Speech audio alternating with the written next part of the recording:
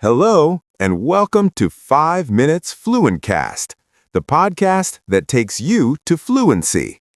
Here, you improve your English naturally, listening to real conversations about everyday life. Let's get started. Have you ever felt guilty for resting? Not because you were actually doing something wrong, but simply because you stopped. You sit down, take a break, or try to relax, and suddenly your mind starts whispering, you should be doing something productive right now. Even when your body is tired, even when your concentration is gone, there's this internal pressure to keep going. In today's world, rest is often misunderstood. It's seen as laziness, weakness, or lack of discipline. We admire people who are always busy, always exhausted, always pushing themselves, as if constant effort were proof of value. But what if that idea is completely wrong? What if rest is not the opposite of productivity, but a necessary part of it? What if rest is not laziness, but an essential condition for growth, clarity, and mental health?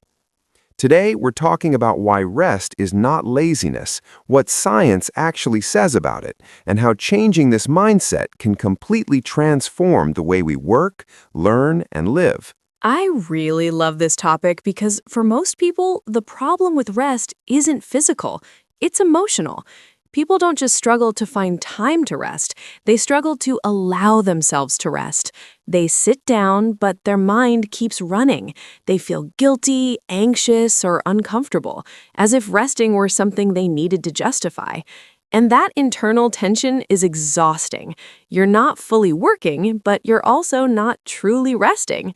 You're stuck in between, and that's one of the most draining states a person can be in. A big part of this problem is cultural. From a very young age, many of us learn, directly or indirectly, that our value is tied to productivity. We're praised for being busy, for pushing through exhaustion, for never stopping. Somewhere along the way, rest becomes associated with failure. If you're resting, you must be wasting time. If you're tired, you must not be strong enough. But biologically, this makes absolutely no sense. The human brain and body were never designed for non-stop effort. Energy doesn't work in a straight line. It works in cycles. There are moments for focus and moments for recovery. Ignoring recovery doesn't make you disciplined. It makes you depleted. Exactly. When we ignore those natural cycles, we don't become more productive, we become less aware.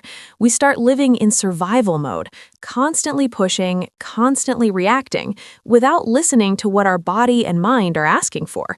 And the scary part is that many people don't even realize they're exhausted anymore. They normalize fatigue, they normalize stress. Rest starts to feel uncomfortable not because it's wrong, but because we've forgotten how to do it without guilt. One thing people often don't realize is that rest is not doing nothing. Some of the most important mental processes happen when we stop forcing our attention.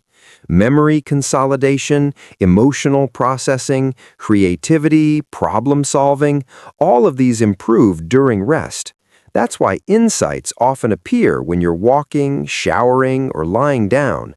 The brain finally has space to organize information instead of constantly reacting. Yes, and without rest, the brain becomes noisy. Focus drops, patience disappears. Small problems feel overwhelming. When we're tired, we don't think clearly. We react emotionally. We become impulsive, less tolerant, and less creative. Rest isn't a luxury, it's maintenance. Just like you wouldn't expect a machine to run forever without care, you can't expect your brain to function well without recovery. I think it's really important to make a clear distinction here.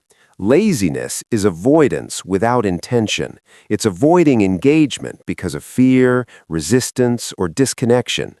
Rest is intentional recovery. Rest has a purpose. It exists so that you can return to life with more energy, clarity, and presence. Exactly. Laziness avoids life. Rest prepares you to engage with life more fully. That difference changes everything.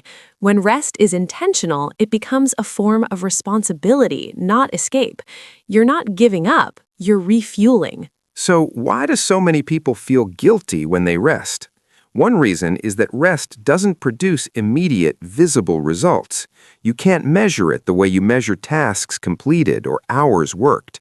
And in a world obsessed with visible output, anything invisible feels suspicious. Another factor is comparison. We constantly see images of people working nonstop, hustling, being productive all the time. What we don't see is the burnout, the anxiety, the emotional exhaustion behind that image.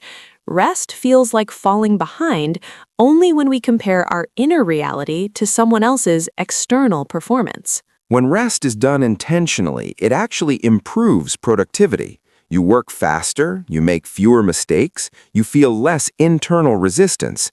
Work stops feeling like a battle and starts feeling more fluid. Rest also improves decision-making. A tired brain chooses what's easy.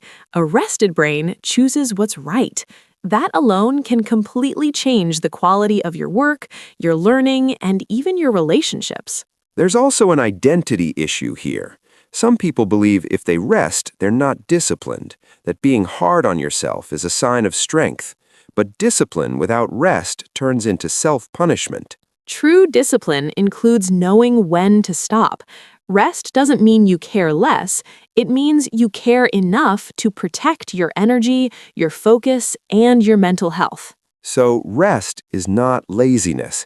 It's a biological and psychological necessity. Without rest, effort loses quality.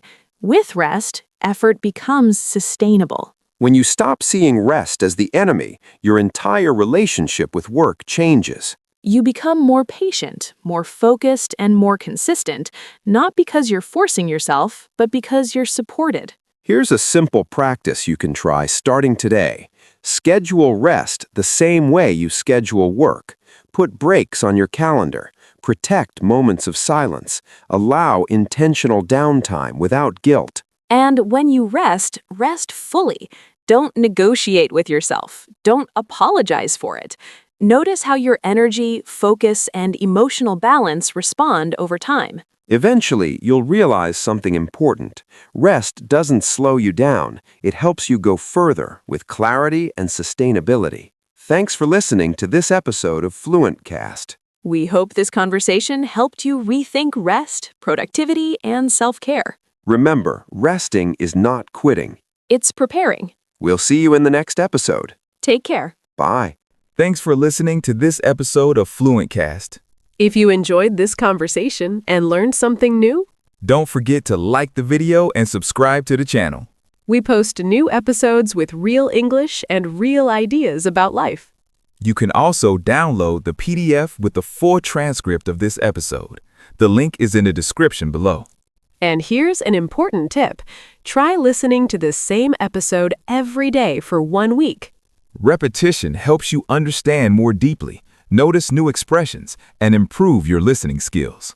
This is how real learning happens, naturally and step by step. See you next time. Bye.